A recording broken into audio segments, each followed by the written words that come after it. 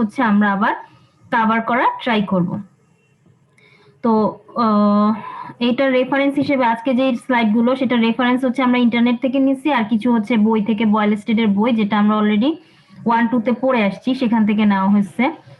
আর মোটামুটি আমাদের যে ডিভাইসগুলো আমরা এই মেশিনে শিখি, মেশিন এই কথাটা আসলে আসছে হচ্ছে সেই সব ডিভাইসকে আমরা মেশিন বলি যারা ইলেকট্রিক্যাল এনার্জিকে কাজে লাগায়, যাদের মধ্যে সামহাউ মেকানিক্যাল এনার্জির একটা ইন্টারাকশন হয়, যাদের মধ্যে ম্যাগনেটিক এনার্জির একটা কন্ট্রিবিউশন থাকে। মানে 3 ধরনের এনার্জি ইন্টারাকশন হয় এমন এক ধরনের ডিভাইসকে আমরা মেশিন বলি।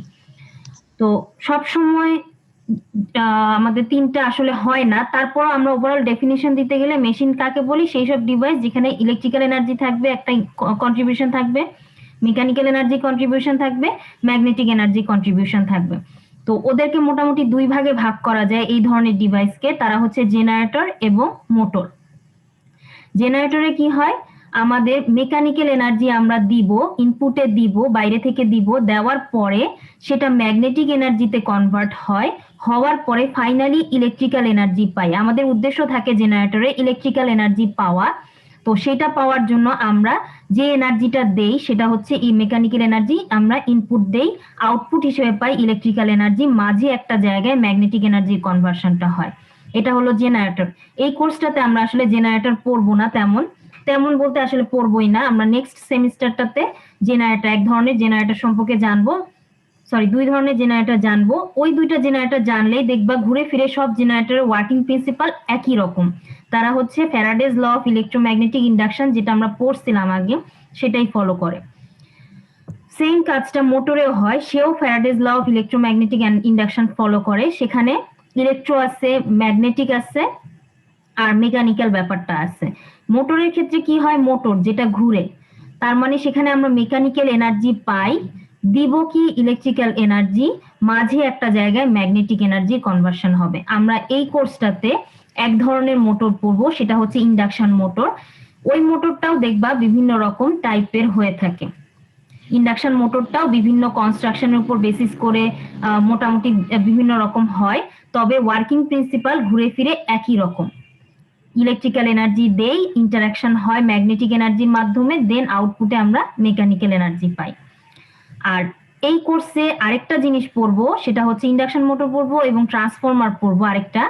ট্রান্সফরমার কি করবে, ইলেকট্রিক্যাল এনার্জি নিবে, আউটপুটে ইলেকট্রিক্যাল এনার্জি দিবে, কিন্তু মাঝে এক জায়গায় ম্যাগনেটিক এনার্জিতে কনভার্ট করবে। তাহলে একই জিনিস দিলে যদি একই জিনিস পাই, তাহলে ট্রান্সফরমার ব্যবহার করার সুবিধা কি বা কেন ব্যবহার করব, আমরা ইনশাল্লাহ 2-3টা ক্লাস পরেই দেখবো কি কি সুবিধা। একটা বেসিক কথা যদি বলি, যে আমাদের ভোল্টেজ আপ ডাউন করা লাগবে। খুব সিম্পল একটা এক্সাম্পল দিই, যেমন আমাদের কিন্তু সোর্স একটাই, একটা পাওয়ার প্ল্যান্ট থেকেই আমাদের সবে, ধরো আমাদের কোনো একটা এলাকায়, কাটাবন এলাকা বা যে কোনো এলাকায় আমাদের একটা সোর্স আছে, জেনারেটর আছে, সেখান থেকে তোমাদের পাওয়ার সাপ্লাই আসবে, সব ধরনের ডিভাইসকে পাওয়ার সাপ্লাই দিবে, টেলিভিশন কেও দিবে, তোমাদের বাসার কম্পিউটার কেও দিবে, এসি কেও দিবে, ফ্রিজ কেও দিবে, বা তোমার লাইট ফ্যান জ্বালাইতেও লাগবে।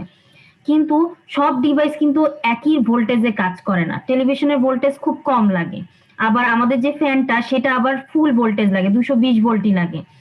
আবার আমাদের আগেকার লাইট গুলো যেগুলো ছিল ওগুলো কিন্তু 220 ভোল্টে কাজ করতো। তারপরে হচ্ছে আমাদের কিছু ডিভাইস, এই যে মোটর বা বাসায় যে পাম্প গুলো কাজ করে, তারাও 220 ভোল্টে হয়তো কাজ করে। তো আবার কিছু দেখা যাবে যে পিসি, কম্পিউটার, তারপরে হচ্ছে ফ্রিজ, এসি, এগুলো কিন্তু আবার লো ভোল্টেজে কাজ করে, কিন্তু সোর্স কিন্তু একটাই, একটা জায়গা থেকে আমাদের ভোল্টেজ আসে। তো এই ভোল্টেজটাকে আপ ডাউন করার জন্য, আমার প্রয়োজনীয় ডিভাইস অনুযায়ী আপ ডাউন করার জন্য আমরা কি করি, ট্রান্সফরমার। ইলেকট্রিক্যাল এনার্জি আসলো ঠিক আছে, কিন্তু ওকে আমি একটু ডাউন করে নিয়ে, ভোল্টেজটাকে ডাউন করে নিয়ে আবার ইলেকট্রিক্যালি পাইলাম, সেটাকে দিয়ে আমি আমার প্রয়োজনীয় ডিভাইসগুলো চালালাম। অথবা কোনো ডিভাইসের ক্ষেত্রে আপ করা লাগবে ভোল্টেজ, যেমন ইন্ডাস্ট্রিয়াল যেসব মেশিন থাকে ওদের ভোল্টেজ অনেক বেশি লাগে, তখন আমরা আপ করব, তখন আমরা ট্রান্সফরমার ব্যবহার করব। তো এটা একটা ব্যবহার। আমরা নেক্সটে হয়তো আরো ব্যবহার দেখবো যে কেন আমরা ট্রান্সফরমার ব্যবহার করি। এই ট্রান্সফরমারের ক্ষেত্রে কিন্তু আমরা ইলেকট্রিক্যাল এনার্জি দিচ্ছি, ইলেকট্রিক্যাল এনার্জি পাচ্ছি, মাঝখানে আমাদের ম্যাগনেটিক এনার্জি কনভার্সন হচ্ছে। এখানে কিন্তু কোনো মেকানিক্যালের কিছু নাই, ঘোরাঘুরির কিছু নাই, কেউ মুভ করতেছে না, কোনো মুভমেন্ট নাই, মেকানিক্যাল কিছু নাই। স্টিল আমরা ট্রান্সফরমারটাকে একটা মেশিন বলি, কারণ এখানে ইলেকট্রোম্যাগনেটিক ইন্ডাকশন যে প্রিন্সিপালটা সেটাকে সে ফলো করে দেখে, যদিও এখানে মেকানিক্যালের কোনো ইন্টারাকশন থাকে না, তাও ট্রান্সফরমারটাকে আমরা একটা মেশিন হিসেবে ধরি এবং মেশিন কোর্সটাতে পড়াই। আচ্ছা, এখন এই যে ইলেকট্রোম্যাগনেটিক ইন্ডাকশন, এই জিনিসগুলো বোঝার জন্য কিছু জিনিস আমাদের জানা দরকার। আমরা মোটামুটি ইলেকট্রিক্যাল ফিল্ড খুব ভালো মতো বুঝি। ইলেকট্রিক্যাল ফিল্ডের সাথে কি কি জড়িত? ইলেকট্রিক্যাল ফিল্ডের সাথে জড়িত charge, positive charge, negative charge. একটা জায়গায় যদি একটা পজিটিভ চার্জ থাকে, তার আশেপাশে সে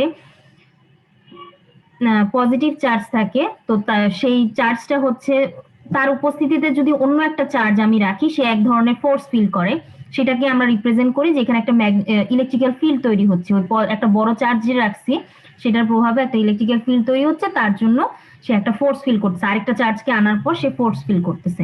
তারা এই ধরনের করতে পারে, পজিটিভ চার্জ হচ্ছে এই ধরনের ফিল্ড ক্রিয়েট করতে পারে, অথবা নেগেটিভ চার্জ ফিল্ড ক্রিয়েট করতে পারে। এই ফিল্ড ক্রিয়েট হলে এখানে মুভমেন্ট হবে, কোন রকম চার্জ যদি আমি রাখি একটা ইলেকট্রিক ফিল্ডে, সে মুভ করবে। ঠিক সেরকমই একটা জিনিস হচ্ছে ম্যাগনেটিক ফিল্ডের ব্যাপারটাও তাই। কার প্রভাবে ম্যাগনেটিক ফিল্ড তৈরি হয়? ম্যাগনেটিক ফিল্ড তৈরি হয় হচ্ছে ম্যাগনেটের প্রভাবে। ম্যাগনেট কি চার্জ যেরকম কাজ, একটা পজিটিভ চার্জ বা নেগেটিভ চার্জ ইলেকট্রিক্যাল কনসেপ্টে যা, ম্যাগনেটিক কনসেপ্টে একটা ম্যাগনেট হচ্ছে তাই, নর্থ পোল থাকবে, তার সাউথ পোল থাকবে। তবে চার্জের ক্ষেত্রে যেমন একটা জায়গায় আমি চাইলে একটা পজিটিভ চার্জ রেখে দিতে পারি, সেখানে নেগেটিভ চার্জ থাকবে না থাকবে এটার কোনো ম্যাটার করে না। আবার কোনো একটা জায়গায় নেগেটিভ চার্জ আমি কিছু জমা করে রাখতে পারি, সেখানে পজিটিভ চার্জ থাকতেও পারে নাও থাকতে পারে। কিন্তু ম্যাগনেটের ক্ষেত্রে কিন্তু সব সময় তার দুইটা পোলই থাকবে, নর্থ পোল এবং সাউথ পোল, দুইটা অপোজিট জিনিস সেটা থাকবে। একটা টুকরা ম্যাগনেটে সব সময় নর্থ পোল থাকবে, সাউথ পোল থাকবে। থাকার পর ওর উপস্থিতির জন্য, এই যে নর্থ পোল সাউথ পোলের উপস্থিতির জন্য, এর উপস্থিতিতে যদি আমি আরেকটা ছোট ম্যাগনেট নিয়ে আসি, তাহলে এই ম্যাগনেটটা একটা পথকে ফলো করবে, নর্থ পোল থেকে বের হয়ে, হয়তো এখানে আমি একটা রাখলাম, এই জায়গাটাতে আমি একটা ম্যাগনেট রাখলাম, দেখবো যে ম্যাগনেটটা সরে নর্থ পোল থেকে সরে সরে সরে সরে সরে সরে এই সাউথ পোলে ঢুকতেছে। এই জিনিসটাকে আমরা বলি হচ্ছে ম্যাগনেটিক ফিল্ড। আমার ম্যাগনেটের উপস্থিতির জন্য, ম্যাগনেটের উপস্থিতি যেমন চার্জের উপস্থিতির জন্য ইলেকট্রিক্যাল ফিল্ড তৈরি হয়, ম্যাগনেটের উপস্থিতির জন্য ম্যাগনেটিক ফিল্ড তৈরি হয়। এবং একটা ওই ম্যাগনেটিক ফিল্ডের মধ্যে যদি আমি একটা ম্যাগনেট, ছোট ম্যাগনেট রাখি, সে একটা পথ ফলো করে, এই পথটাকে আমরা বলি ম্যাগনেটিক ফ্লাক্স। যেমন চার্জ একটা পথ ফলো করে, ইলেকট্রিক ফিল্ডের মধ্যে একটা ছোট চার্জ রাখলে সে ফোর্স ফিল করে এবং মুভ করে, একটা পথ ফলো করে, সেটাকে আমরা বলি কারেন্ট। চার্জ ফ্লো মানে কারেন্ট। আর ম্যাগনেটিক সার্কিটের ক্ষেত্রে ম্যাগনেটিক ফ্লাক্স যেটা ফাই আমরা বলি, সেটা হচ্ছে আমাদের কারেন্টের মতো। এই যে ফ্লাক্স মানে হচ্ছে ম্যাগনেটিক সার্কিটে ফ্লাক্স, যা ইলেকট্রিক্যাল সার্কিটে চার্জের ফ্লোটা হচ্ছে সেটা ইকুইভ্যালেন্ট, একটা একটা equivalent, I equal to phi. এভাবে আমি মানে ইকুয়াল টু নাই, মানে জাস্ট তারা হচ্ছে সিমিলার টাইপের দুইটা প্যারামিটার আর কি। আচ্ছা, এখানে অনেকগুলো কথা লেখা আছে, তোমরা একটু পড়বা। এখানে লেখা আছে যে আমাদের যে ম্যাগনেটিক ফিল্ড নর্থ পোল থেকে বের হয়ে সাউথ পোল দিয়ে ঢুকবে। যদি ম্যাগনেটের ভিতরে ফ্লাক্স লাইনটা দেখি, সেটা দেখবো একদম ইউনিফর্মলি সমান ডিস্টেন্স মেনটেন করে তারা ফ্লাক্স লাইনগুলো অবস্থান করবে। বাইরে কিন্তু তা না, বাইরে প্রথম দিকে ঘন থাকবে, পরের দিকের গুলা ডিস্টেন্স বাড়তে থাকবে, পরের দিকে যে ফ্লাক্স লাইনগুলো থাকবে ডিস্টেন্স বাড়তে থাকবে। ম্যাম, আপনার কথাগুলো একটু কেটে কেটে আসতেছে হঠাৎ।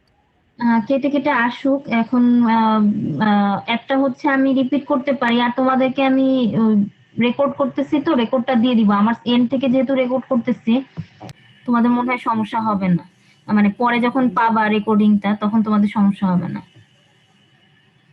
ঠিক আছে? নাকি আবার রিপিট করব? কোনো জায়গায় রিপিট করব? ম্যাম আরেকবার রিপিট করেন। কোথা থেকে? ম্যাগনেটিক ফ্লাক্সে? Yes ma'am. আচ্ছা, ম্যাগনেটিক ফ্লাক্সকে আমি যেটা বলতে যাচ্ছি যে ম্যাগনেট, একটা ম্যাগনেট মানে হচ্ছে চার্জ, একটা চার্জ ইলেকট্রিক্যাল ফিল্ডে যে চার্জ, যে জিনিসটা ম্যাগনেট হচ্ছে ম্যাগনেটিক সিস্টেমে ম্যাগনেটটা হচ্ছে সেই কাজ করবে। এখানে একটা নর্থ পোল থাকবে আমাদের, একটা সাউথ পোল থাকবে। এর উপস্থিতিতে আরেকটা ছোট ম্যাগনেট যদি আনি, তাহলে সে একটা পথ ফলো করে মুভ করবে। সেটা কি পথটা কি? আগের যে ম্যাগনেটটা ছিল, বড় ম্যাগনেটটা ছিল, তার প্রভাবে ছোট ম্যাগনেটটা বড় ম্যাগনেটের নর্থ পোল থেকে এসে সে বড় ম্যাগনেটের সাউথ পোলে এন্ড হবে। তো এই যে মুভমেন্টের যে পথটা, এই জিনিসটাকে আমরা ফ্লাক্স লাইন বলি। আর এই যে মুভ করলো এই ব্যাপারটাকে আমরা বলি ম্যাগনেটিক ফ্লাক্স। সেম অবস্থা হবে কি, নর্থ পোল সাউথ পোলের জায়গায় তুমি কল্পনা করো একটা পজিটিভ, বড় একটা পজিটিভ চার্জ রাখছো, এখন তুমি আরেকটা ছোট পজিটিভ চার্জ নিয়ে আসলা, পজিটিভ চার্জটা তখন এখান থেকে সরে যাবে, সরে গিয়ে মুভ করে করে কোনো একটা পথ ফলো করবে। আমার ইলেকট্রিক ফিল্ডের মধ্যে যেহেতু রাখছি, পজিটিভ চার্জ আনলে সেটা একটা পথ ফলো করবে। এই যে পজিটিভ চার্জটা আরেকটা পজিটিভ চার্জের প্রভাবে কোনো একটা দিকে মুভ করলো, এই মুভমেন্টটাকে আমরা বলতেছি কারেন্ট। আর ম্যাগনেটের ক্ষেত্রে এই জিনিসটাকে আমরা বলি ফ্লাক্স। একটা বড় ম্যাগনেটের প্রভাবে আরেকটা ছোট ম্যাগনেট যে মুভ করলো, একটা ফোর্স ফিল করলো, সেটাকে আমরা বলতেছি ফ্লাক্স।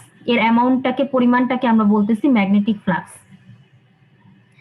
তো সবসময় ম্যাগনেটিক সার্কিট যখন সলভ করবা বা ম্যাগনেটিক সার্কিট নিয়ে চিন্তা করবা, তখন ভাববা যে ফাই ইকুয়াল টু, কারেন্টের ক্ষেত্রে আমরা ইলেকট্রিক্যাল সার্কিটে যেভাবে সার্কিট সলভ করতাম, কেভিএল কেসিএল সলভ করতাম, ম্যাগনেটিক ফ্লাক্সের ক্ষেত্রেও সেই ফাইটা সেই কাজটা করবে। আচ্ছা, আর হচ্ছে যখন ম্যাগনেটের ভিতর দিয়ে যে ফ্লাক্স লাইন আমরা বললাম, যে পথটাকে ফলো করে, যে পথ দিয়ে যায় ম্যাগনেটটা, ছোট ম্যাগনেটটা, সেই পথটাকে আমরা ফ্লাক্স লাইন বলি। এই ফ্লাক্স লাইনটা হচ্ছে ম্যাগনেটের ভিতরে খুব ইউনিফর্ম হবে, একদম সমান সমান ডিস্টেন্স মেনটেন করবে। বিভিন্ন মেশিনের ক্ষেত্রে দেখবা আমরা এই কথাগুলো বারবার বলবো যে ম্যাগনেটের ভিতরে যে লাইনগুলো ফলো করবে, সেই লাইনগুলো একদম স্ট্রেট লাইন হবে, এরকম ইউনিফর্মলি ডিস্ট্রিবিউটেড থাকবে। কিন্তু যখনই তারা ফ্রি স্পেসে চলে আসবে, ম্যাগনেটের বাইরে চলে আসবে, ফ্রি জায়গায় বা ফ্রি স্পেসে বাতাসে চলে আসবে, ফ্লাক্স লাইনগুলো এত ইউনিফর্ম হবে না। সে একটা নির্দিষ্ট ল ফলো করে এই জিনিসটা আসলে পাওয়া যায়। সেটা কি, তারা চেষ্টা করবে যে মিনিমাম ডিস্টেন্স কাভার হয় যে জায়গাটা। এটা আমরা পরে মেশিনগুলো যখন পড়বো তখন ইনশাল্লাহ আরেকবার ডিসকাস করবো, যে বাইরে যে স্পেসের মধ্যে যে ফ্লাক্স লাইনগুলো হবে, সেই ফ্লাক্স লাইনগুলা চেষ্টা করবে মিনিমাম ডিস্টেন্স কিভাবে কাভার করা যায়, বা মিনিমাম বাধা কিভাবে কাভার করা যায়, মানে বাধাটা যেন বেশি না হয়।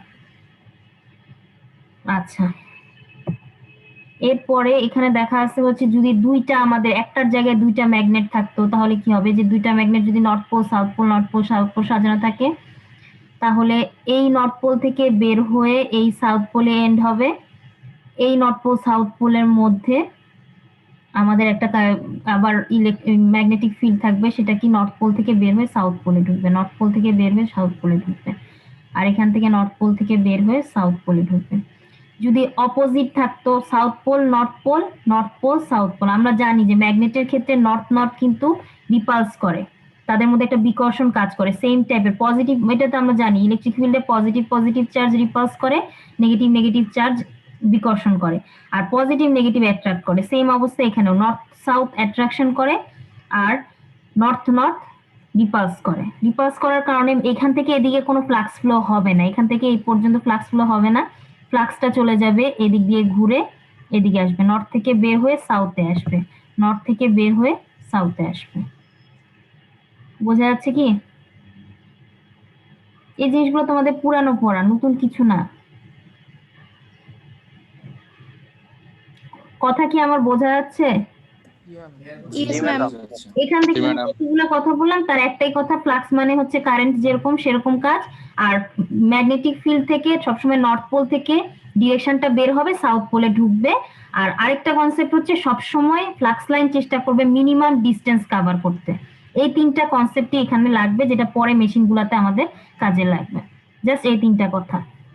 আচ্ছা, এখন এখানে আরেকটা যে ইম্পর্টেন্ট কথা আমি বলছিলাম, যে যখন ফ্রি স্পেস দিয়ে যাবে, এটা খুব ইন্টারেস্টিং, আমার নর্থ পোল থেকে বের হয়ে সাউথ পোল দিয়ে যাচ্ছিল।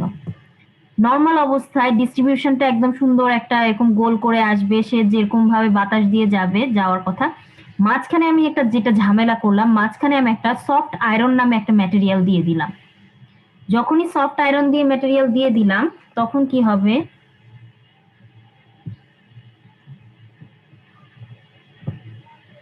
আমি দেখাই। আমার কি হচ্ছিল, একটা নর্থ পোল ছিল, একটা সাউথ পোল ছিল, নর্থ পোল থেকে বের হয়ে সাউথ পোলে আমার যাওয়ার কথা, এভাবে করে যাওয়ার কথা, এদিক থেকে যাওয়ার কথা। আমি কি করলাম, এই জায়গাটাতে একটা ম্যাটেরিয়াল লিখে দিলাম, যেটার নাম হচ্ছে সফট আয়রন। এই ম্যাটেরিয়ালটা রাখার ফলে যেটা হবে, এই যে দুইটা লাইন ছিল, ধরলাম দুইটাই লাইন ছিল আমাদের, অ্যাভেলেবল লাইন, ফ্লাক্স লাইন হচ্ছে দুইটা, এই দুইটা লাইন এই দিক দিয়ে যাবে, এখান দিয়ে না যে এদিক দিয়ে যাবে। সেম অবস্থাটা হবে, এইটাও, এই 2 নাম্বার লাইনটাও এদিক দিয়ে যাবে, এই 2 নাম্বার লাইনটাও এদিক দিয়ে যাবে। তো এইটাকে আমরা কম্পেয়ার করতে পারি কি, ইলেকট্রিক্যাল সার্কিটের ক্ষেত্রে যদি আমি চিন্তা করি যে আমার কাছে ছিল কি, একটা সোর্স ছিল, 3টা ব্রাঞ্চ ছিল প্যারালালি কারেন্ট যাওয়ার মতো, এদিক দিয়ে ফ্লাক্স যাওয়ার মতো, যেটা সেটাকে ভাবতে পারি কারেন্ট যাওয়ার মতো 2টা পথ ছিল, কেউ একজন হঠাৎ করে একটা শর্ট সার্কিটের ব্যবস্থা করে দিল, তাহলে কি হবে বলো তো? তোমার কাছে একটা সোর্স ছিল, 2টা রেজিস্ট্যান্স ছিল প্যারালালি, 2 ব্রাঞ্চ শর্ট সার্কিটটা দিয়ে যাবে। সার্কিট হয়ে যায়। আমাদের রেজিস্ট্যান্স দিয়ে যে কারেন্ট গুলো যাচ্ছিল তারা হঠাৎ করে এখান দিয়ে যাওয়া বন্ধ করে দিবে, পুরাটা শর্ট সার্কিট দিয়ে চলে যাবে। তো এখানেও তাই, একটা সফট আয়রন যে ম্যাটেরিয়ালটা বললাম, এটা এক ধরনের ম্যাটেরিয়াল বা ফেরোম্যাগনেটিক, যেটাকে কমন ভাবে আমরা বলি ফেরোম্যাগনেটিক ম্যাটেরিয়াল। এই ধরনের ম্যাটেরিয়ালের মধ্য দিয়ে ফ্লাক্স যখন যায় ইজিলি যেতে পারে, পাস করতে পারে সহজে, যার জন্য ওদের একটা টেন্ডেন্সি থাকে, যদি ফেরোম্যাগনেটিক ম্যাটেরিয়াল কোথাও থাকে ওখানে যদি আমি ফ্লাক্স তৈরি করি, কোনোভাবে ফ্লাক্স তৈরি হলো, এখন একটা ফেরোম্যাগনেটিক ম্যাটেরিয়াল রেখে দিলাম, তাহলে ফ্লাক্স গুলা ওই পথ দিয়ে যাবে, বাকি বাতাসের মধ্য দিয়ে যাওয়া বা গ্লাসের মধ্য দিয়ে যাওয়া বা কাঠের মধ্যে দিয়ে যাওয়া ওর জন্য বাধা বেশি। নর্মাল অবস্থায় যদি আমার কাছে ফেরোম্যাগনেটিক ম্যাটেরিয়াল না থাকে, নর্মাল অবস্থায় সে কষ্ট টষ্ট করে অল্প অল্প পরিমাণ ফ্লাক্স বাতাস বা ইয়ার মধ্য দিয়ে যাবে, গ্লাসের মধ্য দিয়ে যাবে, কিন্তু আমি যখনই এখানে একটা ফেরোম্যাগনেটিক ম্যাটেরিয়াল রাখবো, ফ্লাক্স গুলো সব ফেরোম্যাগনেটিক ম্যাটেরিয়ালের মধ্য দিয়ে যাবে। এটা হলো তার জন্য ফেরোম্যাগনেটিক ম্যাটেরিয়াল ইলেকট্রিক ফিল্ডের জন্য শর্ট সার্কিটের মতো আচরণ করে। তো এইটাও আমাদের কাজে লাগবে। হুম? ফেরোম্যাগনেটিক ম্যাটেরিয়াল যদি দিই তাহলে কি আমাদের ফ্লাক্স মানে ম্যাগনেটিউড ওখানে কি ম্যাডাম ম্যাগনেটের পাওয়ারটা কম হবে না সেমই থাকবে আগের মতো?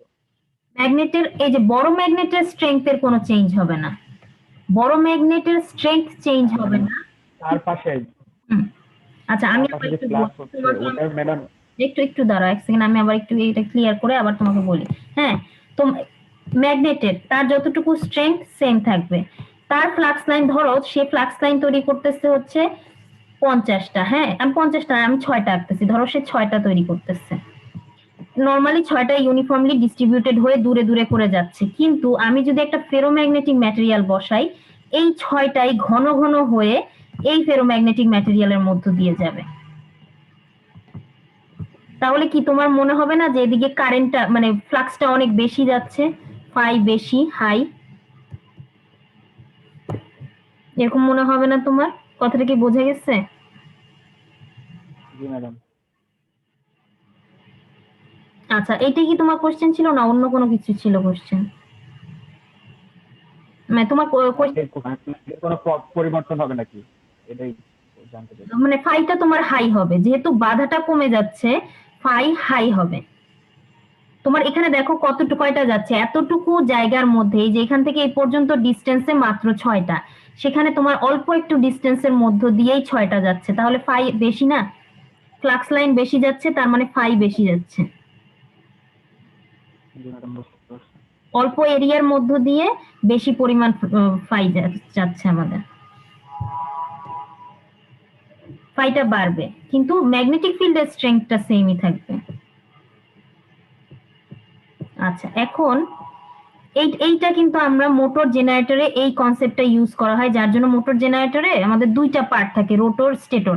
আমার উদ্দেশ্য থাকে হচ্ছে রোটর থেকে ম্যাগনেটিক ইন্টারাকশন হোক, দুইজন সরাসরি কানেক্টেড না, একজনের সাথে একজন লাগানো নাই, কিন্তু তাদের মধ্যে ইন্টারাকশন হোক। আমরা কি করি, ম্যাগনেটিক ফিল্ডের মাধ্যমে ইন্টারাকশন হয়, যার জন্য রোটর এবং স্টেটরকে আমরা 2টা জিনিসকে বানাই হলো ফেরোম্যাগনেটিক ম্যাটেরিয়াল দিয়ে। তাহলে কি হবে, একজন থেকে যে ফ্লাক্সটা বের হবে, মানে ধরো স্টেটর থেকে যে ফ্লাক্সটা বের হবে, সে আশেপাশে বাতাসে ছড়ায় না যে রোটর দিয়েই যেতে যাবে, তাহলে কি হবে, ম্যাক্সিমাম তুমি পাবা।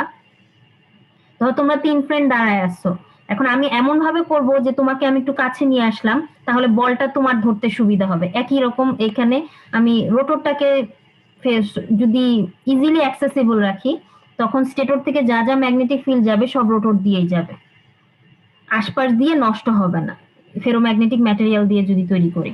তো এই কনসেপ্টটার জন্য এই কথাটা আনলাম যে আমি যদি ফেরোম্যাগনেটিক ম্যাটেরিয়াল রাখি, ফ্লাক্স লাইন নর্মালি যেভাবে ডিস্ট্রিবিউটেড হওয়ার কথা সেটা না হয়ে সবগুলো এটার ভিতর দিয়ে যাবে, তার মানে ফাই হচ্ছে বাড়বে, বেশি বেশি ফাই যাবে।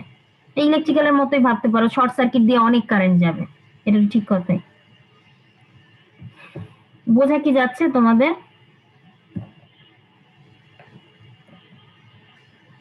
আমার কথা কি বুঝতে পারতেছো? জি ম্যাডাম। জি ম্যাডাম। এখন হলো আমরা নেক্সট ইয়াতে যাই। এটা একটা জানলাম, ম্যাগনেটিক ফিল্ড সম্পর্কে মোটামুটি একটা ধারণা হয়েছে, ফ্লাক্স লাইন সম্পর্কে ধারণা হয়েছে। এখন ম্যাগনেটিক সেপারেটলি তো আমি ভাবলাম একটা নর্থ পোল আছে, সাউথ পোল আছে, সেখান থেকে আমার কি কি যায়, ফ্লাক্স লাইন যায়, বেশি যায় কম যায়, ফেরোম্যাগনেটিক ম্যাটেরিয়াল হলে শর্ট সার্কিটের মতো কাজ করে, বেশি কারেন্ট যায়। এখন ম্যাগনেটিক ফিল্ড থেকে আমি ভাবি ইলেকট্রিক্যালের সাথে তার সম্পর্কটা কিরকম। ইলেকট্রিক্যাল ফিল্ড আর ম্যাগনেটিক ফিল্ডের মধ্যে একটা রিলেশনশিপ আছে। সবসময় দেখবা ম্যাগনেটিক ফিল্ড থেকে সামহাউ ইলেকট্রিক্যাল এনার্জি তৈরি করা যায়, আবার ইলেকট্রিক্যাল এনার্জি থেকেও ম্যাগনেটিক এনার্জি তৈরি করা যায়। সেটা কিভাবে হয়? তো ওরা হচ্ছে যে সায়েন্টিস্টরা দেখলো যে কোনো একটা জায়গা দিয়ে যদি কারেন্ট ফ্লো করে, এই যে ইলেকট্রিক্যাল এনার্জির একটা ব্যাপার আছে, এখানে ইলেকট্রিক্যাল এনার্জি আছে, যেহেতু কারেন্ট ফ্লো করতেছে তার মানে ইলেকট্রিক্যাল একটা ফিল্ড আছে বা এনার্জি আছে। যদি কারেন্ট ফ্লো করে তার আশেপাশে ম্যাগনেটিক ফিল্ড অটোমেটিক তৈরি হয়ে যায়। এটা কিন্তু সবসময় মনে রাখবা যে কোথাও যদি আমার ইলেকট্রিক্যাল ফিল্ড থাকে সেখানে সেটা যদি ডিসিও হয়, ধরো কনস্ট্যান্ট, সময়ের সাথে সাথে কোনো একটা জায়গা দিয়ে 5 ampere sorry 5 ampere current continuously flow করতেছে, তার মানে ডিসি, সময়ের সাথে কোনো পরিবর্তন নাই, ডিরেকশনের কোনো পরিবর্তন নাই, এক ডিরেকশনে 5 অ্যাম্পিয়ার কারেন্ট ফ্লো করতেছে। তারপরও এর আশেপাশে একটা ম্যাগনেটিক ফিল্ড তৈরি হবে। এই ম্যাগনেটিক ফিল্ডটা কিরকম হবে? এখান দিয়ে যে কারেন্টটা যাচ্ছে তার সাথে আমরা কি করব, আমাদের বৃদ্ধাঙ্গুলি দিয়ে যদি কারেন্টের ডিরেকশনটাকে বুঝাই, হাতের মুঠিটা, ডান হাতের মুঠিটা ডিরেকশন নির্দেশ করবে হচ্ছে ম্যাগনেটিক ফিল্ড যেটা তৈরি হবে তার ডিরেকশন, এই ডিরেকশন। এটা আমরা এই থিওরেমটাও আমরা আগে পড়ছি, এটাকে রাইট হ্যান্ড রুল বলে। ম্যাগনেটিক ফ্লাক্সের ডিরেকশন হবে, থামটাকে যদি আমরা কারেন্টের ফ্লোয়ের ডিরেকশন দেই তাহলে আমরা হাতের মুঠিটা যে করব সেটা হচ্ছে ম্যাগনেটিক ফিল্ডের ডিরেকশনটাকে ইন্ডিকেট করবে। তার মানে এখানে কি পাচ্ছি, কারেন্ট থেকে ম্যাগনেটিক ফিল্ড পাচ্ছি, ইলেকট্রিক্যাল থেকে ম্যাগনেটিক পাচ্ছি। এই কারেন্টটা যদি ডিসি হয় কোনো সমস্যা নেই, তারপরও ম্যাগনেটিক ফিল্ড তৈরি হবে। এই কারেন্টটা যদি এসি হয় তারপরও ম্যাগনেটিক ফিল্ড হবে। তাহলে এসি আর ডিসির পার্থক্য কি হবে? জাস্ট ডিরেকশন এবং মানের পার্থক্য হবে। ধরো আমার এইটা হচ্ছে একটা কন্ডাক্টিং পিস, এটার মধ্য দিয়ে কারেন্ট যাচ্ছিল, আমার কারেন্টের ডিরেকশন এবং মান যদি চেঞ্জ না হয় তাহলে এখান দিয়ে যে ম্যাগনেটিক ফিল্ডটা তৈরি হলো সেই ম্যাগনেটিক ফিল্ডের ডিরেকশন সবসময় এই ডিরেকশনই থাকবে, এরকম করে তৈরি হবে। আর তার মানটাও সবসময় ম্যাগনেটিক ফিল্ডের যে মানটা সেই ডিরেকশন এন্ড ম্যাগনিটিউড দুইটাই সেম থাকবে যদি একটা কনস্ট্যান্ট কারেন্ট ফ্লো করে। এর পরিবর্তে যদি আমি বলি না, কারেন্টটা সমান যাচ্ছে, 5 অ্যাম্পিয়ার এদিক দিয়ে যাচ্ছে, 5 অ্যাম্পিয়ার এদিক দিয়ে যাচ্ছে, অর্ধেক টাইম 5 অ্যাম্পিয়ার এদিক দিয়ে যাচ্ছে, অর্ধেক টাইম 5 অ্যাম্পিয়ার অপোজিট ডিরেকশন যাচ্ছে, তাহলে যেটা হবে ফ্লাক্সের মানটা চেঞ্জ হবে না, যেহেতু কনস্ট্যান্ট 5 অ্যাম্পিয়ার কারেন্ট, কিন্তু ফ্লাক্সের ডিরেকশনটা এইদিকে একবার হবে, আবার এইদিকে যখন কারেন্ট ফ্লো করতেছে তখন ফ্লাক্সের ডিরেকশন হবে এইদিকে, ফ্লাক্সের ডিরেকশন চেঞ্জ হবে, কারেন্টের ডিরেকশনের সাথে সাথে ফ্লাক্সের ডিরেকশনটা আমাদের চেঞ্জ হবে। আবার ফ্লাক্স যদি কারেন্টের ডিরেকশন চেঞ্জ না হয়, কারেন্ট একবার 5 অ্যাম্পিয়ার, একবার 4 অ্যাম্পিয়ার, একবার 2 অ্যাম্পিয়ার এরকম হয়, তাহলে ফ্লাক্সের ডিরেকশনটা সেম থাকলো কিন্তু ফ্লাক্সের মানটা সেম থাকবে না। বোঝা গেছে? কিন্তু এসি বা ডিসি যাই হোক না কেন, কারেন্ট ফ্লো মানেই ম্যাগনেটিক ফিল্ড তৈরি হবেই।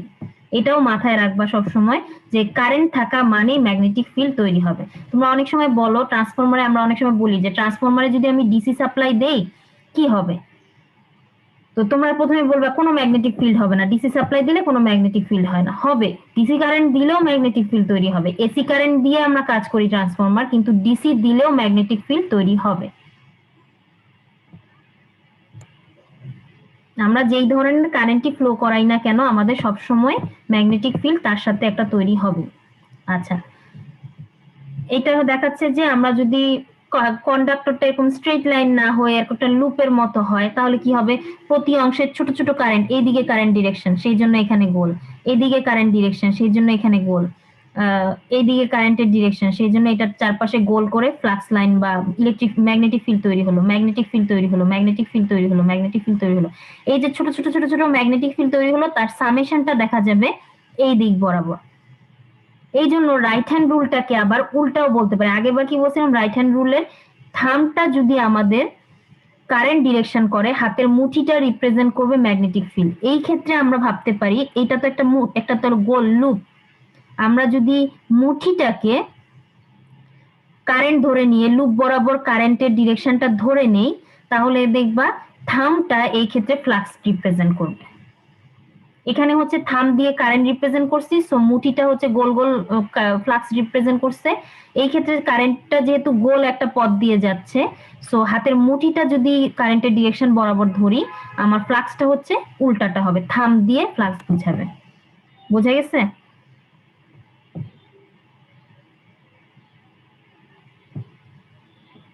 তোমরা যদি না বুঝো তাহলে কিন্তু আমাকে আবার রিপিট করতে বলবা, কি বুঝো নাই সেটা একটু জিজ্ঞেস করবা।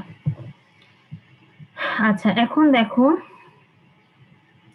আমাদের প্র্যাকটিক্যাল লাইফে আসলে যেটা হয় এই জিনিসটা ইউজ করা হয়, এরকম লুপ থাকে, কারেন্টের লুপ থাকে সব ডিভাইসে। কোন ধরো আমি কি কি পড়বো, জেনারেটর পড়বো, মোটর পড়বো, ট্রান্সফরমার পড়বো, আর এই সেমিস্টারে, পরের সেমিস্টারে, আর পরে 4th ইয়ারে গিয়ে আমরা আরেকটা কোর্সে পড়বো। তো এই যত মেশিন ডিভাইস আছে সাধারণত তারগুলাকে এভাবে পেঁচানো হয়। সাধারণত বলতে আমার জানা মতে 100% কেসে তাই হয়। তারটাকে, কারেন্টের যে তারটা থাকে সেটাকে এরকম লুপ লুপ লুপ করে পেঁচানো হয়, লুপের মতো করে। এরকম স্ট্রেট লাইন থাকে না, আসলে থাকে এরকম পেঁচানো পেঁচানো অবস্থায় থাকে। পেঁচানো পেঁচানো অবস্থায় থাকার কারণে এখান দিয়ে যখন কারেন্ট ফ্লো করে, আমি এই যে দেখো হাতটা দিয়ে, হাতের মুঠি দিয়ে কারেন্টের ডিরেকশনটাকে রিপ্রেজেন্ট করে, থামটা তখন ইন্ডিকেট করে ফ্লাক্সের ডিরেকশনটা কোন দিকে হবে, ফাই। কারণ ফ্লাক্সের ডিরেকশন আমাদের দরকার হয় সার্কিটের ম্যাগনেটিক ফিল্ড বলো, ফোর্স বলো বা বিভিন্ন জিনিস ক্যালকুলেট করার জন্য ফ্লাক্সের ডিরেকশন লাগে, কারেন্টের ডিরেকশন লাগে। তো সেটার জন্য আমরা এভাবে করে ফ্লাক্সের ডিরেকশনটা বের করে নিব যে আমার ফ্লাক্সটা কোন দিকে ফ্লো করতেছে। আচ্ছা, তারপরে এটা হচ্ছে আমাদের ডিভাইসের জন্য লাগবে।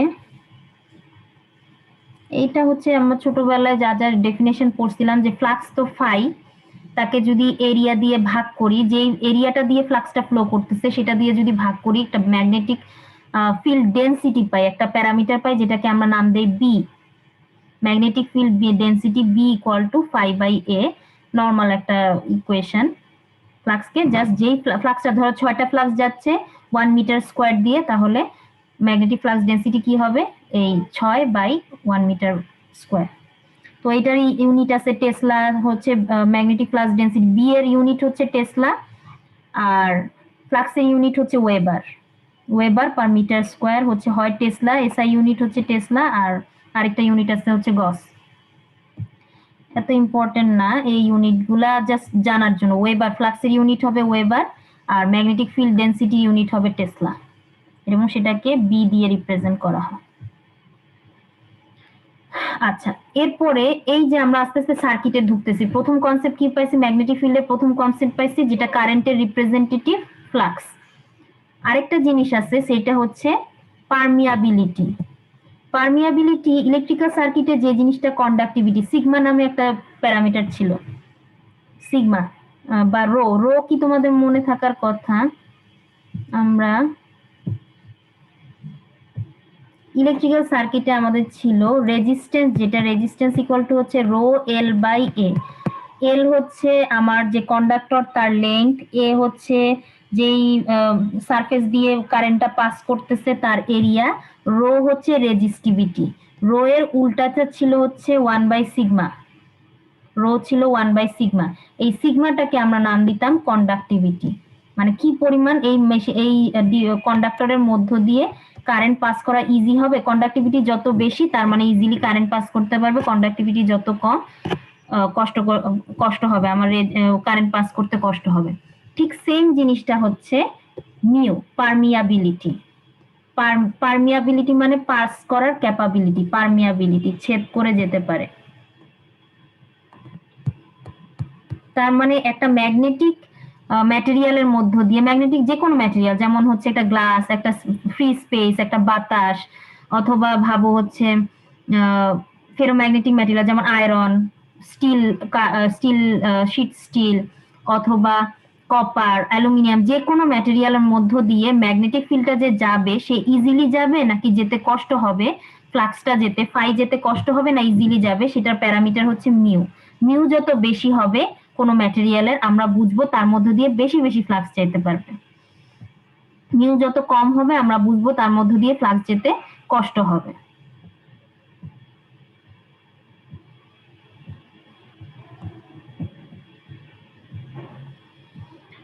তো মিউ একটা বাতাস, সরি ভ্যাকুয়ামকে, বাতাস না, খালি জায়গার মিউ হচ্ছে 4π×10⁻⁷। এটা আমরা ছোটবেলায় মুখস্থ করছি মিউ নটটা। এর বাতাসেরটাও প্রায় একই রকম থাকে, এয়ার ইকুয়াল এয়ার আর ভ্যাকুয়ামেরটা প্রায় কাছাকাছি থাকে। আর ডিপেন্ড করে বিভিন্ন ম্যাটেরিয়াল, গ্লাসের যেমন খুবই কম, সেখানে হচ্ছে ইয়ারটা অনেক বেশি। ফেরোম্যাগনেটিক ম্যাটেরিয়াল যেমন শীট স্টিল অথবা কাস্ট আয়রন, এদেরটা হচ্ছে অনেক বেশি হবে পারমিয়াবিলিটি। আচ্ছা, এটা তো আমাদের গেল। এখন এইটার উপর বেসিস করে পারমিয়াবিলিটি কেমন, সেটার উপর বেসিস করে তিন ধরনের ম্যাটেরিয়াল, যেমন আমরা ওখানে কি করছি, কন্ডাক্টিভিটির উপর বেসিস করে তিন রকম, conductor, semiconductor, insulator. Insulator pass করতে দিবেই না, সেমিকন্ডাক্টর বিশেষ বিশেষ সিচুয়েশনে সামান্য পরিমাণ চার্জ ফ্লো করতে দেয়, আবার সিচুয়েশন কিছু কিছু চেঞ্জ করে ফেলে এটাকে আমি মডিফাই করে অনেক বেশি কন্ডাক্টিভিটি পাইতে পারি। সেমিকন্ডাক্টরের ক্ষেত্রে আধা আধি আর কি, সে হলো ইনসুলেটর আর কন্ডাক্টরের মাঝামাঝি একটা ম্যাটেরিয়াল। আর কন্ডাক্টর কি করবে, ইচ্ছা মতো আমাকে পাস করতে দিবে, মানে খুব ফ্রিলি পাস করতে দিবে। সেখানে এখানেও তিন রকম আছে, যে ফ্লাক্স, সে কিরকম ফ্লাক্সের আচরণটা কেমন হবে তার মধ্য দিয়ে, সেটার উপর ডিপেন্ড করে তিন রকম। ডায়াম্যাগনেটিক ম্যাটেরিয়াল যদি হয় তখন সে আসলে ইনসুলেটরও বলা যায় না। তোমরা কি আমার কথা শুনতে পাচ্ছ? জি ম্যাডাম। আচ্ছা, ডায়াম্যাগনেটিক ম্যাটেরিয়ালের ক্ষেত্রে আমাদের যেটা হবে সেটা হচ্ছে, ওই ম্যাটেরিয়ালটাকে যদি ধরো আমাদের ওই যে একটা নর্থ পোল সাউথ পোল ছিল, ডায়াম্যাগনেটিক ম্যাটেরিয়াল রাখলাম, কি করবে আমি একটু দেখাই ছবিটাকে সাধারণভাবে, একেবারে সাধারণ কনসেপ্টে আমি বুঝাই।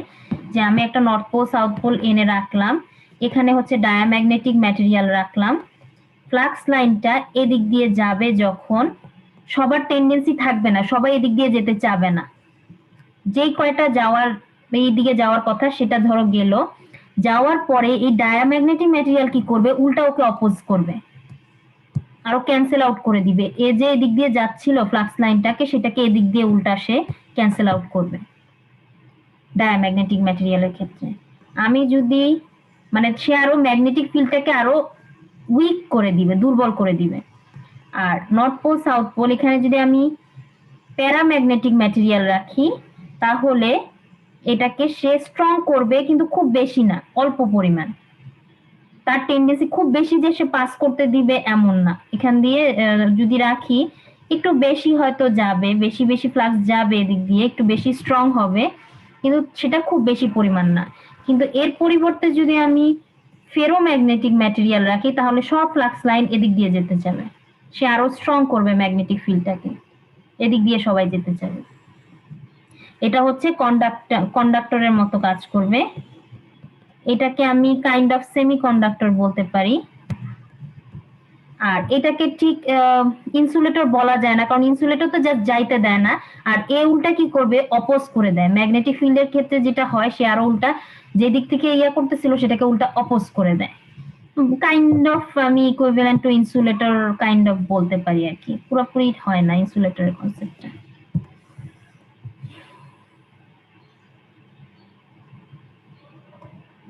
আচ্ছা, এটা গেল তিন রকম ম্যাটেরিয়াল। আমরা তার মানে ম্যাটেরিয়াল ব্যবহার করব সবসময়, আমাদের কাজেই লাগে সবসময়, ফেরোম্যাগনেটিক ম্যাটেরিয়ালটা আমাদের কাজে লাগে। ওটাই আমরা যত কিছু বানাবো, আমাদের ডিভাইসে যেহেতু ম্যাগনেটিক ফিল্ডের একটা ইন্টারাকশনের ব্যাপার থাকবে, যত ফ্লাক্স যাবে আমার তত বেনিফিশিয়াল হবে, তত বেশি এফিসিয়েন্সি থাকবে সিস্টেমে।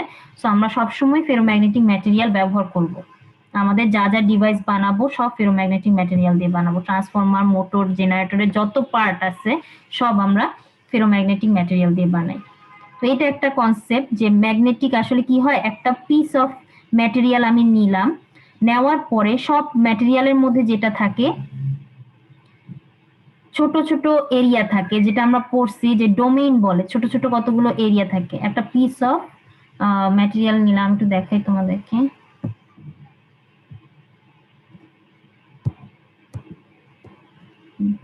আমরা যদি একটা টুকরা ম্যাটেরিয়াল যে কোনো ধরনের, কপার, অ্যালুমিনিয়াম বলো, স্টিল বলো, কাস্ট আয়রন বলো, যে কোনো একটা ম্যাটেরিয়ালের একটা টুকরা নিয়ে আসলাম, যেটা হয় এর ভিতরে কতগুলো ডোমেইন থাকে, এই ম্যাটেরিয়ালের ভিতরে ভাগ থাকে। এই প্রতিটা ডোমেইন হচ্ছে অ্যাটম নিয়ে গঠিত, অনেকগুলো অ্যাটম নিয়ে এই একটা ডোমেইন, এই অ্যাটম নিয়ে একটা ডোমেইন, এই কতগুলো অ্যাটম নিয়ে একটা ডোমেইন, কতগুলো অ্যাটম নিয়ে একটা ডোমেইন, এভাবে করে ডোমেইন থাকে। এই ডোমেইন গুলাতে এমন ভাবে ইলেকট্রনের ঘূর্ণন থাকে যার জন্য এখানে দেখা যায় একটা ছোট ছোট ম্যাগনেট তৈরি হয়। এই ম্যাগনেটের ডিরেকশন হয়তো এই ডোমেইনটার একটা ম্যাগনেট থাকে নর্থ পোল সাউথ পোল, তার ডিরেকশন এই বরাবর, এখানে একটা থাকে তার ডিরেকশন এই বরাবর, আরেকটা ডিরেকশন এই বরাবর, আরেকটা ডিরেকশন এই বরাবর, এরকম করে থাকবে র্যান্ডম ডিরেকশনে। ধরো এখানে এই পিস অফ ম্যাটেরিয়ালের মধ্যে আমার 9টা ডোমেইন আছে, 9টা ডোমেইনের ডিরেকশন এক এক দিকে থাকে। নর্মাল অবস্থায় ম্যাটেরিয়ালটাতে এমন ভাবে এক এক ডিরেকশনে থাকে যে তাদের যোগফল 0 হয়, মানে কোনো ম্যাগনেটিক ফিল্ড তারা শো করে না। এক এক ডিরেকশন এইভাবে আছে, একজন এইদিকে একজন ওইদিকে, এভাবে করে করে আমি যদি যোগ করি, বিভিন্ন ডিরেকশনের অ্যামাউন্টটা যোগ করি, দেখা যায় ম্যাগনেটিক ফিল্ড 0 থাকে। বাট আমি যখন একটা নর্থ পোল সাউথ পোল রাখবো, এখানে একটা ম্যাগনেটের উপস্থিতিতে রাখবো, তার ডিরেকশন কি নর্থ পোল থেকে বের হবে, সাউথ পোল দিয়ে ঢুকবে। এই যে ডিরেকশনটা ওর মধ্য দিয়ে দেখা যাচ্ছে কি এই দিক দিয়ে, এই ডিরেকশনে তাকে ফোর্স, তখন কি হবে, যদি ফেরোম্যাগনেটিক ম্যাটেরিয়াল হয় ওই ডোমেইন গুলা সব এই দিকে সজ্জিত হয়ে যাবে, ডোমেইন গুলা সব এই দিকে সজ্জিত হয়ে যাবে, এমন ভাবে ইলেকট্রনের ঘূর্ণনটা চেঞ্জ হয়ে যাবে যাতে এই ছোট ছোট ম্যাগনেট গুলা সব এই ডিরেকশনে সজ্জিত হয়ে যাবে, এই ডিরেকশনে সজ্জিত হয়ে যাবে। কখন হবে, এই ম্যাগনেট যদি একটু শক্তিশালী হয়, এই এদের সবাই 9টা ডোমেইনে সবাই সজ্জিত হবে না, হয়তো 5 জন সজ্জিত হবে। এর পরিবর্তে আরো স্ট্রং একটা ম্যাগনেট যদি আমি আনি, এবারের স্ট্রং ম্যাগনেটটা আগের তুলনায় আরো শক্তিশালী, তখন 6টার জায়গায় 8টা হয়তো সজ্জিত হয়ে যাবে। আমি যদি আরো স্ট্রং ম্যাগনেট আনি তাহলে 8টা মানে যতগুলা ছিল সবাই একই ডিরেকশনে সজ্জিত হয়ে যাবে, স্ট্রং ম্যাগনেট তৈরি হবে। বোঝা যাচ্ছে? জি ম্যাম। এটা হচ্ছে ফেরোম্যাগনেটিক ম্যাটেরিয়ালের ক্ষেত্রে এই ঘটনাটা হয়। আর ফেরোম্যাগনেটিক, যত ভালো ফেরোম্যাগনেটিক তত তাড়াতাড়ি তারা হচ্ছে মানে স্ট্রং, মানে এই স্ট্রং আনলাম হয়তো এমন একটা যার হচ্ছে অত স্ট্রং না, অল্প স্ট্রেংথের ম্যাগনেটিক ফিল্ড আনলেই সবাই সজ্জিত হয়ে যাচ্ছে, যত ভালো ফেরোম্যাগনেটিক ম্যাটেরিয়াল। আর যদি ফেরোম্যাগনেটিক ম্যাটেরিয়ালটা অত ভালো না হয়, তখন বেশ স্ট্রং একটা ম্যাগনেট আনা লাগবে সবাইকে, সব ডোমেইনকে সজ্জিত হওয়ার জন্য। আর প্যারাম্যাগনেটিক ম্যাটেরিয়াল এর পরিবর্তে যদি এখানে আমি একটা প্যারাম্যাগনেটিক ম্যাটেরিয়াল ব্যবহার করতাম, তাহলে কি হতো, একটা আনলাম স্ট্রং, মাত্র একটা হয়তো সজ্জিত হইলো, আরো স্ট্রং আনলাম কোন রকমে 2 জন সজ্জিত হইলো, আরো স্ট্রং আনলাম কোন রকমে 3 জন সজ্জিত হইলো। পুরাটা সজ্জিত হইতে অনেক স্ট্রং ম্যাগনেট লাগবে, আদারওয়াইজ হবে না। আর ডায়াম্যাগনেটের ক্ষেত্রে কি হবে, উল্টা কি করবে, এই ডোমেইন গুলা সজ্জিত হবে অপোজিট দিকে, এদিক দিয়ে ওকে ফোর্স করতেছে তুমি এদিকে হও, উল্টা সে হচ্ছে উল্টা দিকে, না তোমাকে আমি কমাই দিব, উল্টা সে অপোজিট দিকে সজ্জিত হবে। তবে ডায়াম্যাগনেটটা যে সজ্জিত হয় আস্তে আস্তে সজ্জিত হয়, মানে ফেরোম্যাগনেটের মতো তাড়াতাড়ি করে সবাই সজ্জিত হয়ে যেতে চায় না, ওরা যে অপোজিট দিকে সজ্জিত হবে, হয়তো দেখা যাবে খুব স্ট্রং ম্যাগনেট আনলে একজন অপোজিট দিকে সজ্জিত হবে, আরো স্ট্রং আনলে আরেকজন অপোজিট দিকে হবে, এভাবে করে আস্তে আস্তে হবে ডায়ার ক্ষেত্রে। ডায়া আমরা আসলে তেমন কাজে ব্যবহার করি না, কোনো কারণে যদি ব্লক করার দরকার পড়ে ম্যাগনেটিক ফিল্ড, তখন আমরা ডায়া ব্যবহার করি। আর বেশিরভাগ আমার কাজে লাগে হচ্ছে ফেরোম্যাগনেটিক ম্যাটেরিয়াল।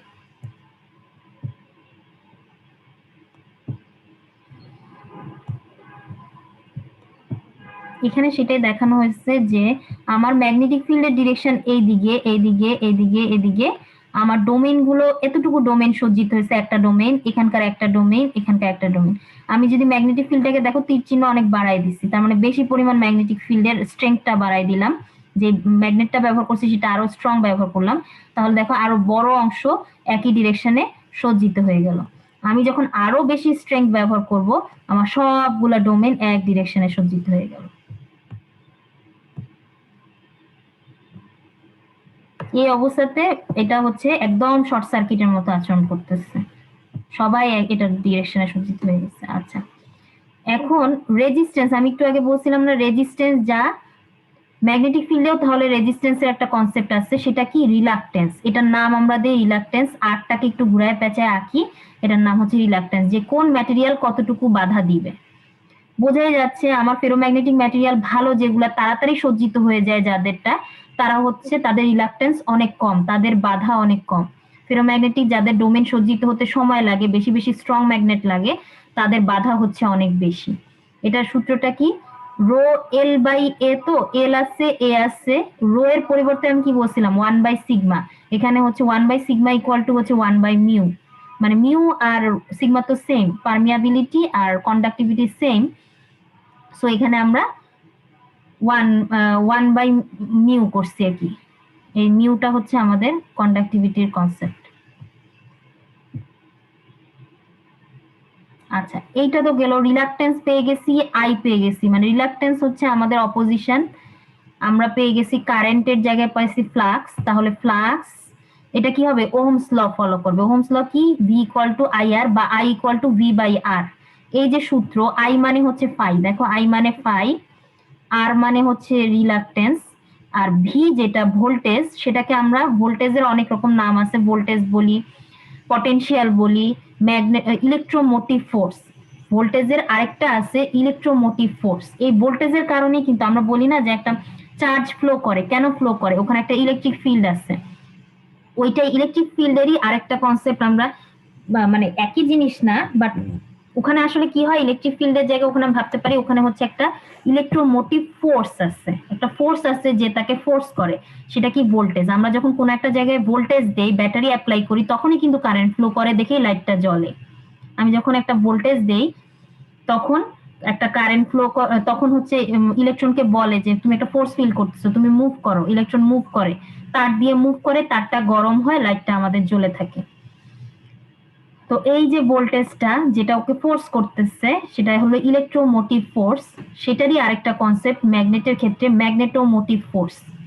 ম্যাগনেটিক ডোমেইনটাকে মুভ করতে, কোনো একটা ছোট ম্যাগনেটকে রাখলে সে যে মুভ করার জন্য ফোর্স ফিল করবে, সেটা হচ্ছে magnetomotive force divided by reluctance equal to হচ্ছে রেজাল্ট, মানে ফ্লাক্স।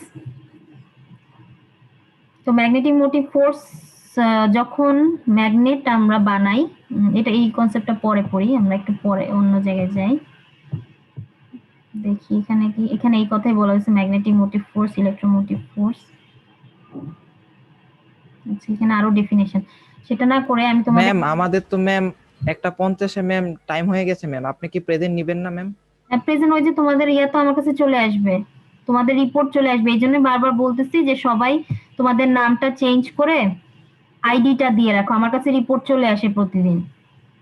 মিটিং শেষে যারা যারা জয়েন করছে সবার রিপোর্ট আমার কাছে চলে আসবে, কারা কারা জয়েন করছে নামটা চলে আসে, তো ওই নামটা থেকে আমি তোমাদের অ্যাটেন্ডেন্সটা নিয়ে নিতে পারবো, তোমাদের আলাদা করে আমার ডাকার দরকার নেই।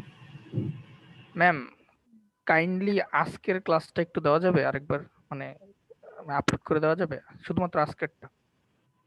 আজকেরটা কি আপলোড, মানে ভিডিও রেকর্ড সেটা বলতেছো? জি জি জি ম্যাম, রেকর্ডটা। রেকর্ড দিয়ে দিব, আজকেরটা দিয়ে দিব আমি। আচ্ছা, আরেকটা স্লাইড পরে আমি ছেড়ে দিচ্ছি তোমাদেরকে, তোমাদের যেহেতু 1:50 হয়ে গেছে আমি ছেড়ে দিচ্ছি। 1:50 হয় নাই, তোমাদের আরো 3 মিনিট বাকি আছে, আমি ছেড়ে দিব এরপরে। আচ্ছা, এখন আমি তোমাদেরকে প্রথমে কিন্তু একটা কনসেপ্ট বলছিলাম যে কোথা দিয়ে যদি কারেন্ট যায় তাহলে তার আশেপাশে ম্যাগনেট তৈরি হয়।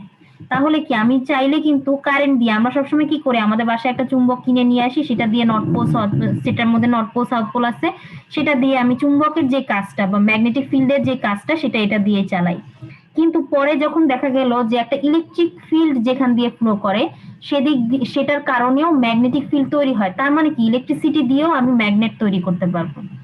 এই ধরনের ম্যাগনেটকে আমরা বলি ইলেকট্রোম্যাগনেট। যে ইলেকট্রিসিটি দিব সেখান থেকে ম্যাগনেট তৈরি হবে। এটা সুবিধাটা কি, আমি যদি ইলেকট্রিসিটির পরিমাণ বাড়াই আমার এই যে ফ্লাক্সের পরিমাণটাও বাড়বে, আমার এখানে ম্যাগনেটিক ফিল্ডের স্ট্রেংথটাও বাড়বে যত আমি বেশি ইলেকট্রিসিটি দিব। আবার আমি তার মানে কি, এটা আমার হাতে কন্ট্রোল আছে। একটা চুম্বক যদি কিনে আনো বা তুমি মার্কেট থেকে, এটা কিন্তু কনস্ট্যান্ট, এটা আর জীবনও চেঞ্জ হবে না। কিন্তু আমি যদি ইলেকট্রিসিটি বাড়াই কমাই ডিরেকশন চেঞ্জ করি, ম্যাগনেটিক ফিল্ডের মান চেঞ্জ করা যাবে, ডিরেকশন চেঞ্জ করা যাবে।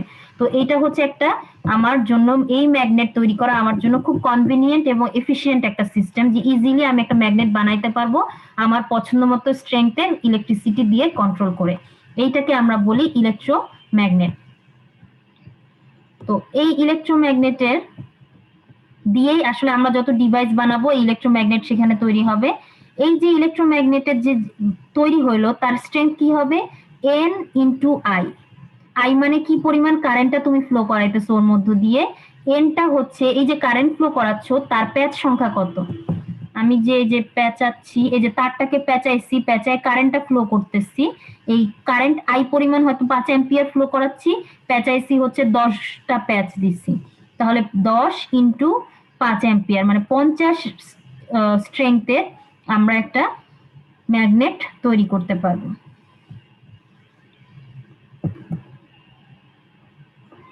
এই যে স্ট্রেংথে ম্যাগনেট তৈরি করলাম এবং টোটাল ধরো তার যে প্যাচাইছি, টোটাল তারের লেন্থ যদি 5 মিটার হয় তাহলে 50/5, এটা হচ্ছে এইচ হচ্ছে একটা ম্যাগনেটাইজিং ফোর্স, একটা কনসেপ্ট।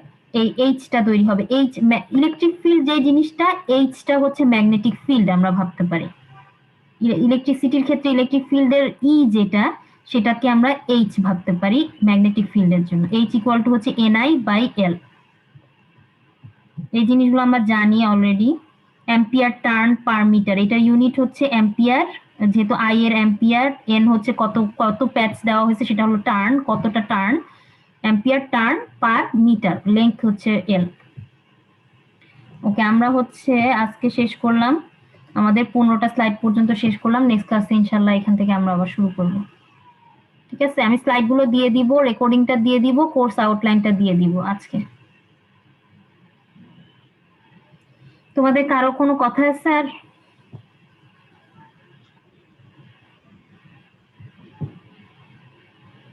তোমরা ডি সেকশন ম্যাম এই শনিবার তো ম্যাম একটা এক্সাম হবে ম্যাম, আপনি আগে সপ্তাহে যেটা বলেছিলেন ম্যাম। নিব না, দাঁড়াও, এই শনিবার আমরা এক্সাম নিব না, আমরা হচ্ছে নেক্সট উইকের শনিবার। আচ্ছা তোমরা কি শনিবার জানো, আমাকে আবার আরেক সেকশন জানালো বুধবার পরীক্ষা দিতে যাচ্ছ। তোমরা কি 4 সেকশন কমিউনিকেট করো নাই? আমি শনিবার বলছি, বাট বি সেকশন আমাকে বললো যে ওরা শনিবার দিতে চায় না। তারপরে ওরা নিজেদের মধ্যে আলোচনা করার পরে এ সেকশন বা সি সেকশন আমাকে জানাইলো যে বুধবার ওরা ক্লাস করবে, পরীক্ষা দিবে। তো তোমরা ওটা করবে, কিন্তু ওটা হচ্ছে যে আবার বৃহস্পতিবারে তো আবার ওদের ক্লাস আছে এ আর সি সেকশনের, এই জন্য এখানে প্রবলেমটা হয়েছে। তোমরা হচ্ছে আমাকে যেটা করো, আমি তো শনিবার তোমাদেরকে টাইম দিলাম, এখন তোমরা যদি টাইম চেঞ্জ করতে চাও 4টা সেকশন বসে ডিসকাস করে আমাকে একটা ফাইনাল ডেট জানাও, তবে আফটার 6টা হলে বেটার, কারণ সবারই ক্লাস থাকে, কার কবে ক্লাস থাকবে ঠিক নাই। সো আফটার 6টা বেটার, যে কোনো দিন আফটার 6টা বেটার, এটা একটা কথা। আরেকটা হচ্ছে তোমাদের পরীক্ষা যে হবে, এই স্লাইডটা শেষ করব আমরা, প্লাস হচ্ছে ট্রান্সফরমারের জাস্ট বেসিক ওয়ার্কিং প্রিন্সিপালটা জানবো, তারপরে গিয়ে আমাদের পরীক্ষাটা হবে। আমরা সামনের উইকের পরে গিয়ে পরীক্ষাটা দিব, ফার্স্ট পরীক্ষাটা দিব, এই উইকে তো পরীক্ষা হচ্ছেই না। ওকে, আর কোনো কথা? পরীক্ষার ডেটটা তোমরা নিজেরা ফিক্স করে আমাকে জানাও, সামনের উইকের মধ্যে জানাও।